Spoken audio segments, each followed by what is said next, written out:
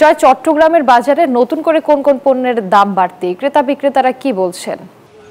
ধন্যবাদ রুবা আপনাকে। এর আগের ঘন্টায় কিন্তু আমরা দেখানোর চেষ্টা করছি। এতদিন আমরা দেখেছি ডিম কিছুটা স্বস্তি ফিরেছিল ক্রেতাদের, এখন আবার নতুন করে বাড়তে শুরু করেছে ডিমের দাম। যেখানে 120 টাকা ডজনে বিক্রি করা হয়েছিল খুচরাতে, সেই ডিম এখন কিন্তু 130 টাকা ডজনে তারা বিক্রি করছে, কোনো কোনো জায়গায় আরও বাড়তি দামে তারা বিক্রি করছে। একই সাথে আমরা দেখছি পেঁয়াজের দাম আবার হু হু করে বাড়তে শুরু করেছে। দেশীয় পেঁয়াজও যোগান দিচ্ছে বাজারে। চট্টগ্রামের যে খাতুনগঞ্জের বাজার, দেশের সবচেয়ে বড় বিজ্ঞাপনের বাজার, তো দেশে উৎপাদিত যে পেঁয়াজের সাইজও কিন্তু দেখতে পাচ্ছি আমাদের দেশে উৎপাদন হয়েছে এই পেঁয়াজ, কিন্তু পেঁয়াজের দাম ভারত থেকে আমদানিকৃত যে পেঁয়াজ, সেই পেঁয়াজের দামের সাথে সমানভাবে তারা বিক্রি করছে, যেখানে 60 টাকা থেকে 50 টাকা কেজিতে বিক্রি করা হচ্ছে। তো আমরা ভারত থেকে আমদানিকৃত যে পেঁয়াজ, সেই পেঁয়াজের দামও কিন্তু আমরা দেখছি 60 টাকা করে তারা বিক্রি করছে। একই সাথে পেঁয়াজের পাশাপাশি একটু দেখানোর চেষ্টা করছে চালের বাজার। চালের কোনো কমতি আমরা দেখছি না, নানা রকমের চাল কিন্তু সাজিয়ে রাখা হয়েছে, বস্তায় বস্তায় চাল আছে। খাতুনগঞ্জের বাজার পেরিয়ে কিন্তু আমরা দেখছি চাকতাই আর পাহাড়তলি বাজার, যেখানে চালের সবচেয়ে বড় মোকাম চট্টগ্রামের, সেখানে কিন্তু চালের কোনো ঘাটতি নেই। আমদানিকৃত চালও আছে, একই সাথে দেশে উৎপাদিত চাল, সে চালও বাজার দখল করেছে। কিন্তু চালের দামটা যেভাবে কমার কথা রয়েছে, কোনোভাবে চালের বাজার নিয়ন্ত্রণে আনা যাচ্ছে না।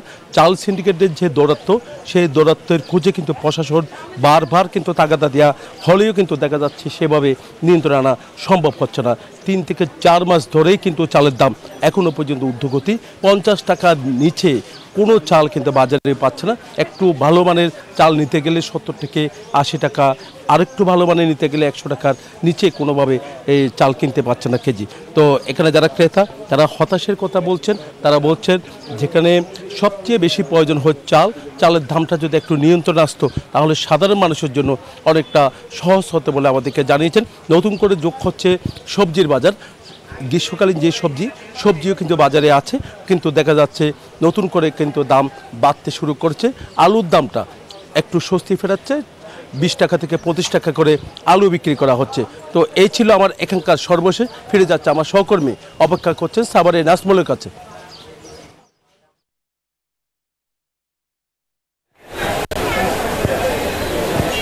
জয়, আপনাকে ধন্যবাদ। আপনি যেমনটি চট্টগ্রাম থেকে জানাচ্ছিলেন বিস্তারিত আলু, পেঁয়াজ, রসুন, এবং আমি রয়েছি সাভারের সবচেয়ে বড় যে বাজার গ্যান্ডা বাজারে।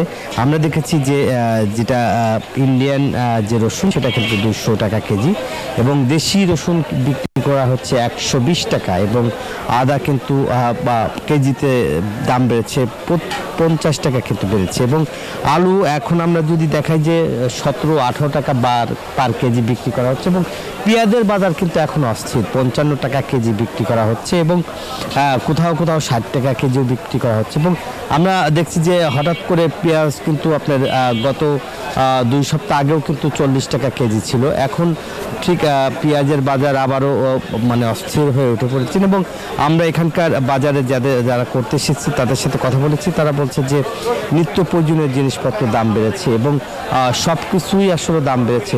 এবং আমরা একটু কথা বলার চেষ্টা করব, যে একজনের সাথে একটু কথা বলবো যে রসুন, পেঁয়াজ এবং কিনতে এসেছেন এবং দাম বেড়েছে, যদি একটু কথা বলতে চাই যে তাদের সাথে আসলে রসুন। খালা, আপনার সাথে একটু কথা বলি, এই যে হঠাৎ করে পেঁয়াজ রসুনের দাম বেড়ে গেছে কিনা? আসসালামু আলাইকুম। হ্যাঁ, হঠাৎ করে পেঁয়াজ রসুনের দাম বেড়ে গেছে। ওদিন নিলাম 250 টাকা পাল্লা পেঁয়াজ, আজকে এসে দিই 70 টাকা পাল্লা পেঁয়াজ। মনে করেন এখন কী করবো, আমাকে মধ্যবিত্ত মানুষের জন্য তো এখন খুবই কষ্ট হয়ে গেছে।